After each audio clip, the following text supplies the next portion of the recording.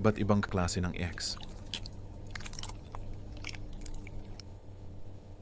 Yung ghoster. Ang ghoster na ex ay yung taong bigla na lang nawawala na parang bula, walang paalam, walang paliwanag, walang closure.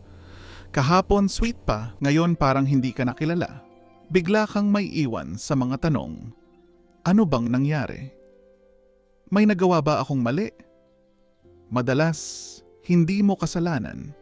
Takot lang siyang humarap sa katotohanan o sa responsibilidad ng isang maayos na paalam.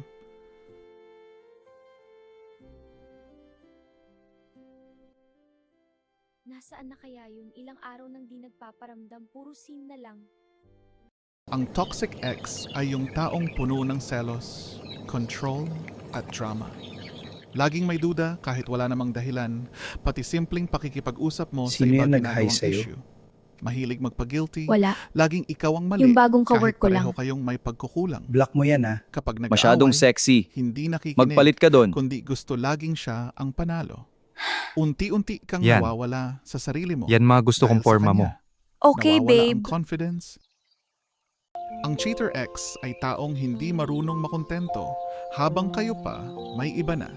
Sinira niya Ako ang lang tiwala bababae mo. sa buhay mo. Hindi ikaw ang Yes, kulang, babe. Ikaw lang siya nag-iisang ang icing sa hindi ibabaw ng marunong cupcake maging ko. totoo. Honey, ako lang ba? Wala nang iba. Nag-iisa ka lang. Basta ako lang ang hotdog sa tinapay mo ah.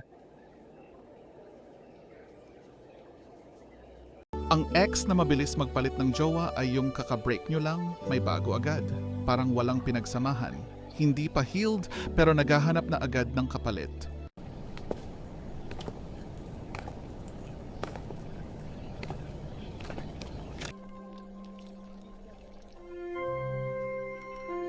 Wow. Hanep 3 days pa lang tayong break, may bago agad. Bilis ah. Sino siya, babe? Mama mo. Mama mo mukha mo!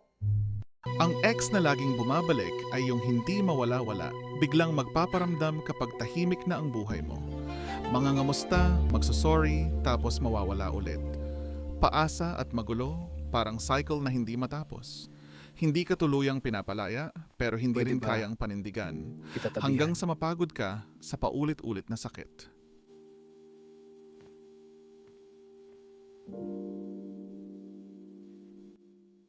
Na-miss kita. Miss din kita.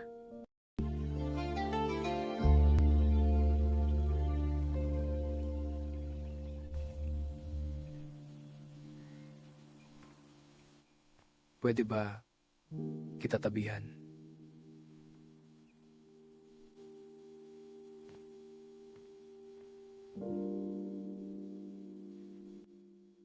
Na-miss kita. Miss din kita. Ang ex na walang label ay yung hindi naging kayo pero parang kayo. Walang commitment pero may feelings. Masakit kasi walang karapatan pero nasanay ka na nandyan siya palagi.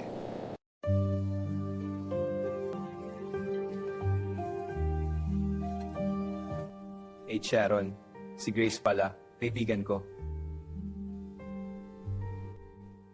Kung di nyo maubos, akin na. Ibabalot ko na to.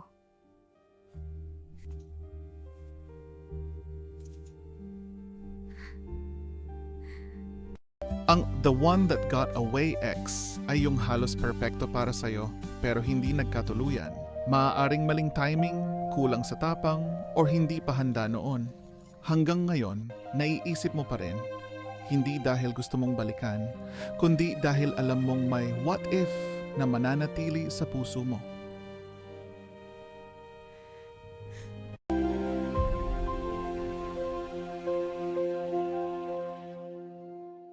Kung nasaktan ka, tanggapin mo ang nararamdaman mo. Huwag mong pilitin maging okay agad. Ituon ang oras sa sarili, magpahinga, magdasal, at mag-heal. Palibutan ang sarili ng totoong nagmamahal. Tandaan, hindi ka kulang. May mas bagay para sa'yo. Ikaw, anong klase ex mo?